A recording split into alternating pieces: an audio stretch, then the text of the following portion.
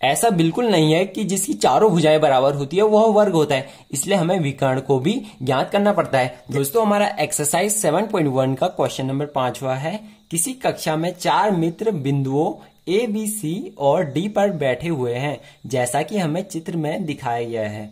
चंपा और चमेली कक्षा के अंदर आती है और कुछ मिनट तक देखने के बाद चंपा चमेली से पूछती है, क्या तुम नहीं सोचती कि ABCD एक वर्ग है?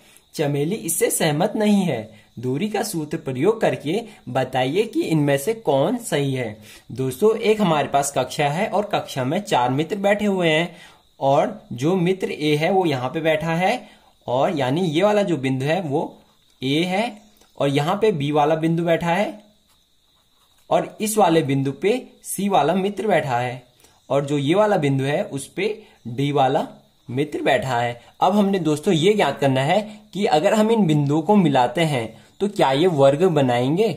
दोस्तों पहले हमें इन बिंदुओं के निर्देशांक ज्ञात करने पड़ेंगे। तो हम कैसे ज्ञात करेंगे, तो अगर आप A वाले बिंदु को देखोगे चित्र में तो हम X के साइड पहले 3 गए, यानी जो ये वाला साइड है वो X का साइड है और जो ऊपर वाला साइड है वो Y का साइड है। तो हम X के साइड 3 गए, यानी पहले हम X के साइड 3 गए और हम Y की साइड यानी ऊपर की ओर 4 गए। तो A वाले बिंदु के निर्देशांक आएंगे 3, 4 और इसी प्रकार B वाले बिंदु के निर्देशांक आएंगे, हम X के साइड 6 गए तो हम लिखेंगे 6, और हम Y के साइड 7 गए तो इसके निर्देशांक आएंगे 6, 7 और इसी प्रकार C बिंदु के निर्देशांक आएंगे, हम X के साइड 9 गए यानी X के साइड 9 गए और हम Y के साइड 4 गए तो इसके निर्देशांक आएंगे 9, 4 और इसी प्रकार जो D वाला बिंदु होगा उसके निर्देशांक आएंगे, हम X के साइड C गए और Y के साइड 1 गए तो इसके निर्देशांक ये आ गए।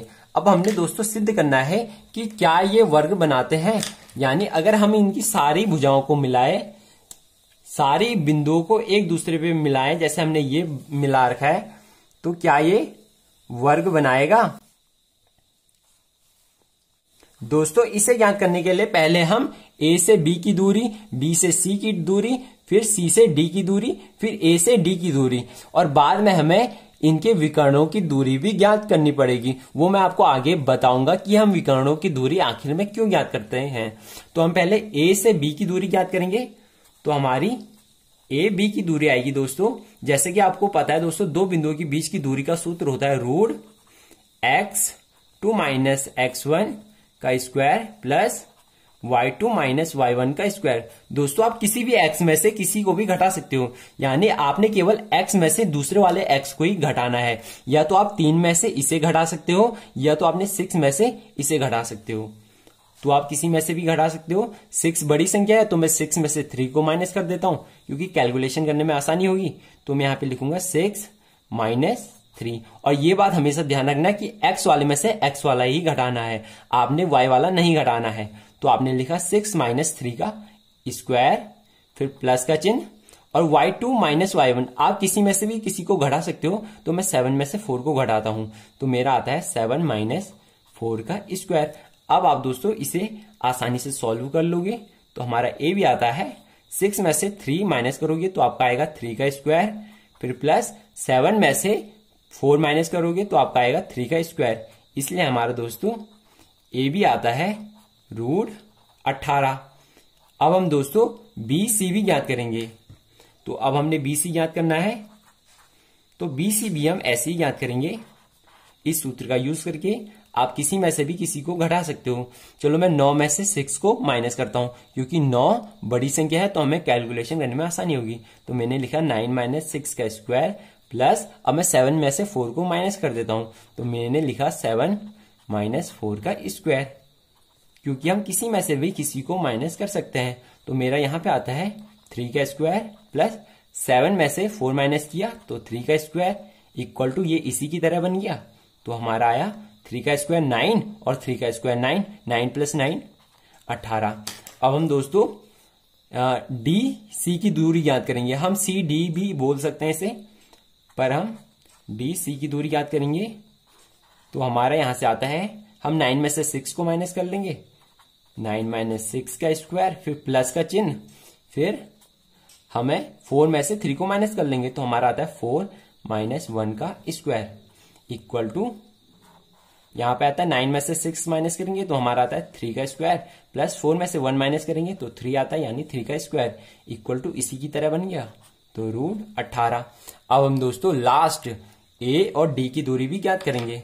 तो हम यहां पे लिखेंगे AD इक्वल टू रूट, दोस्तों अब हम 6 में से 3 को माइनस कर देंगे तो हम यहां पे लिखेंगे 6 माइनस 3 का स्क्वायर। आपने x में से x वाला ही माइनस करना है और y में से y वाला ही माइनस करना है, फिर प्लस 4 में से इसे माइनस कर लेंगे। आप 1 में से भी इसे माइनस करोगे कोई इफेक्ट नहीं पड़ता है, पर अगर आप बड़ी संख्या में से छोटी संख्या माइनस करोगे तो आपको कैलकुलेशन करने में आसानी होगी, आपका टाइम बहुत ज्यादा बचेगा। तो आपने लिखना है 4 माइनस 1 का स्क्वायर। यहां से आता है दोस्तों रूट 6 में से 3 माइनस करेंगे तो आपका आएगा 3 का स्क्वायर, प्लस 4 में से 1 माइनस करेंगे तो आपका आएगा 3 का स्क्वायर। यहां से आपका दोस्तों AD की दूरी भी आती है रूट 18। दोस्तों अगर आपके पास कोई भी वर्ग है, अगर उसकी चारों भुजाएं बराबर है, यानी आपके पास कोई ऐसा चीज है जिसकी चारों भुजाएं बराबर है, क्या वो वर्ग होगा?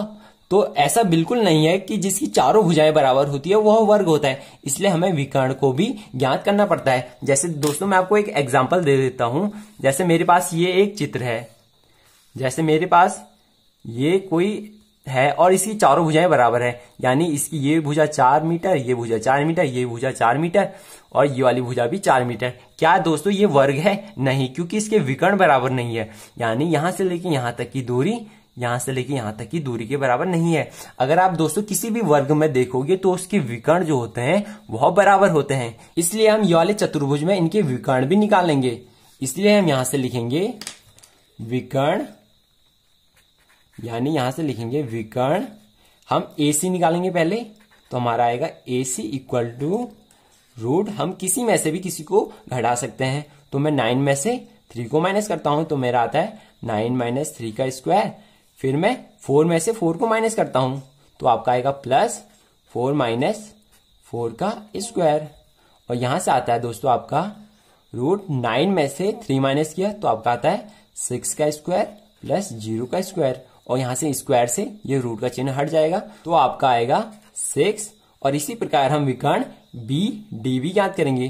तो आपका विकर्ण BD आएगा दोस्तों रूट, आप 6 में से 6 को माइनस करोगे तो आपका आएगा 6 माइनस 6 का स्क्वायर, फिर प्लस आप 7 में से 1 को माइनस करोगे क्योंकि 7 बड़ी संख्या है, कैलकुलेशन करने में आसानी होगी।